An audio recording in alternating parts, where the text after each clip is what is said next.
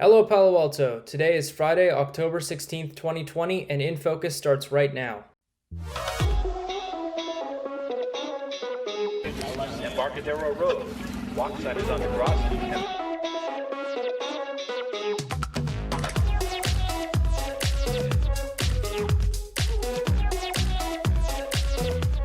Welcome to InFocus. I'm JP Conrad. There's a lot going on this week, so let's get started.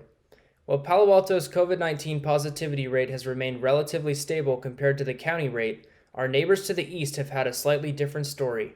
Cody Millar has more. In late September, East Palo Alto's COVID positivity rate was 15.4%, 3 times the San Mateo County rate.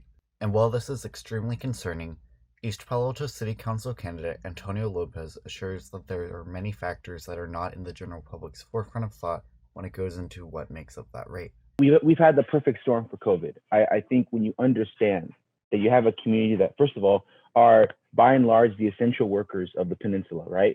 That is not a hyperbole for me to say that many people who work here, right, they dedicated to food catering and construction and going to Stanford. And so folks are literally putting themselves and their families at risk as they're trying to make sure they get their job, because we also have unemployment 11%, right? So you have a community that is struggling to work and go outside while there is a global pandemic, which is telling on folks to not go outside.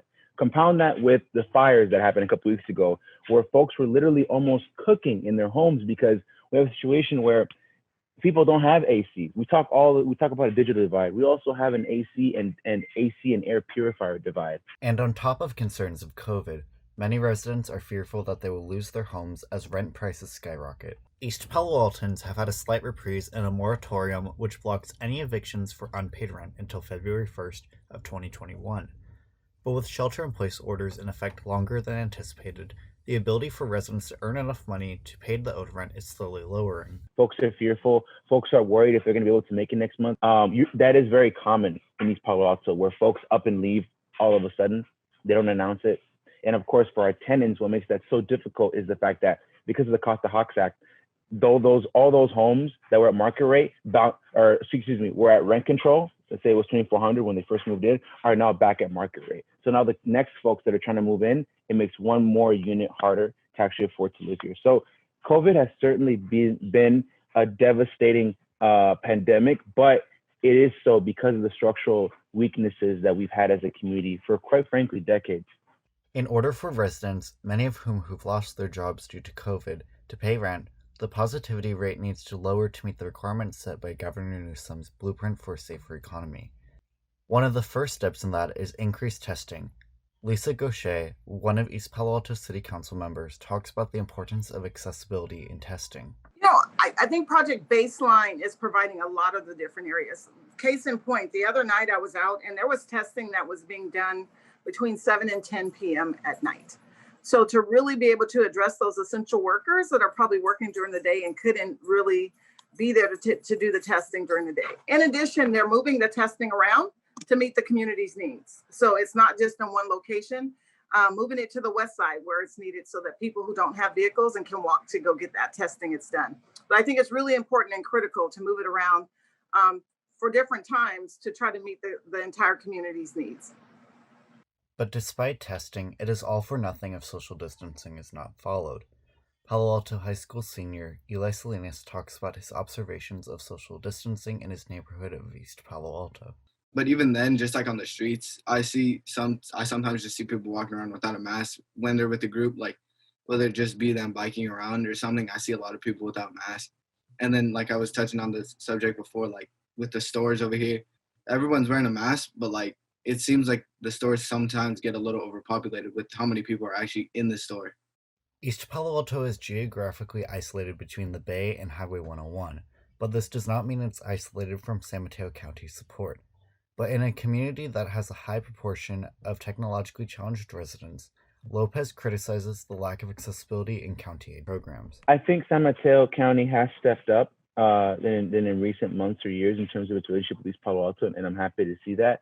I do, however, maintain the fact that you can have 100 programs, guys, but if the community does not know how to access them, then they're pretty null, in my opinion. Many things are online, but we're still a culture of word of mouth, and we need to think of creative ways to safely hand out physically or in person or in the areas that literature. Gaucher shares how the city has attempted to remedy this issue. When we started doing the COVID testing, we used social media, but we also used flyers in different languages as well. So those flyers were taken to the retail center, they were taken to some of the apartments. I work at the Boys and Girls Club where we provide hot meals. Those flyers were provided to the residents there as well. And I'm sure others have been sharing the information. We are all aware that everybody doesn't work on social media. And I believe there are flyers that are put up about the census and different things of just taking care of themselves and reminding people the importance of how to combat COVID. And with an emphasis being put on doing activities in person, voting registration is just one of many things that is recommended to be completed online. One issue that Lopez brings up is the errors that occurred in August and September with the registration process in languages other than English. If you go to californiaregistration.gov and then if you click Spanish, it'll give error, Chinese error, Thai error. And my thing is, in a place like California, in a place like the Silicon Valley, I can get an Apple intern to probably fix that on his coffee break. You see what I'm saying? So there's no excuse to have people not monitoring this, because I don't care if it was for half a day. I don't care if it was for an hour. That is dangerous to our democracy, and that is undermining our ability to help enfranchise our community. And so, I think this is what the structural inequities we talk about in place, whether from the local to the state, that we as people of color or people who are concerned have to be vigilant to really call out, because everything's on the line, especially now with this election, with everything that's been going on. I mean, we just can't afford to have these technological slip-ups. And while COVID may seem to be affecting mostly adults, it also greatly impacts our youth. In general, it's affected me where I have not really left my house so much. I've technically not really left my house unless I kind of have to. And it's only been a couple times where I'll go play like sports, or if I hang out with like one or two friends or family, then I'll do that. But other than that, it's been just school at home and just chilling out at home. It kind of just limits me on what I can really do in my life right now. Salinas reflects on how fortunate he is to go to school in Palo Alto, but for students in the Ravenswood School District, programs that would normally be a given are at risk of not being offered.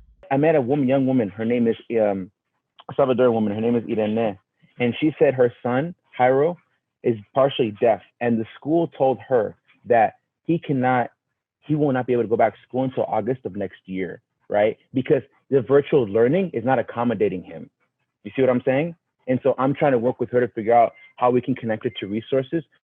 But my thing is, the leadership should be in touch with these issues, with the people's changing, evolving concerns.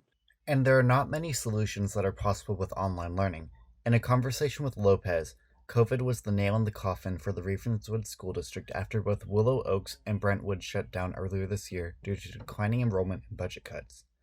Gaucher states that the city was able to minimize losses from COVID due to a strong financial team. Our financial team, they've been really conservative with their finances. So we've been able to put aside some funds. And so we're not struggling as much right now. But we will have to look at our funds, and we'll have to figure out what taxes and revenue is going to look like later, and to be able to assess what the COVID impact will have. Also, to see what the federal government is going to do. Many cities are waiting for the funding that the federal government has promised to them, not the county. And it depends on how those resources are going to be shared as well. Gaucher accentuates that as a community and a country, we must work together to fight COVID. When you think of COVID, it's not just EPA. In order to open up our economy, we need residents and everybody to follow the lead and wear your mask and keep your social distance. When we talk about small businesses and things of that nature, in order to really impact our community and to bring this economy back, we need to put people back to work. And we can't do that if we can't stop the spread of the virus. We know that the rates are high in East Palo Alto.